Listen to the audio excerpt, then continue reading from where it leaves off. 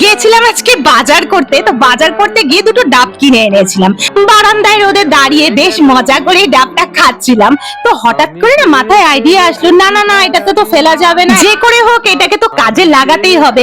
তো হঠাৎ করে মাথায় আইডিয়া ঠিকই চলে আসলো যে কি করা যায়। তো আমি তো ডাব নিয়ে বসেই পড়লাম। এইবার ডাব যে নিজে বসছে না সেটাই তো বুঝতে পারছি না কিভাবে ডাবটাকে বসাবো। তারপর তো বাড়িতে খুঁজে খাজে একটা দইয়ের বাটি কোন রকম ভাবে জোগাড় করলাম। এবার সাথে দইয়ের বাটি আর সাথে ক্লেই ভরসা। তো এটাকে দিয়ে দেখি জুড়ে জারে যদি বসে যায়। ও বাবা, এই তো সুন্দরভাবে বসেই পড়ল। যা মাথায় আসছে আঁকি বুকি রং চং সব চাপিয়ে দিলাম। আমরা সত্যি আশেপাশে কত জিনিসপত্র ফেলে দিই, ওইগুলোকে তুলে দিয়ে এসে যদি সুন্দরভাবে সাজিয়ে কাজে লাগানো যায়, মানে এর থেকে বড় আনন্দের মনে হয় আর কিছুই হতে পারে না। কথা বলতে বলতে ফেলে দেওয়া ডাবটা সুন্দরভাবে সেজে উঠলো। আমার সমস্ত রং তুলিগুলো ওটার মধ্যে সাজিয়ে রাখলাম। মনে মনে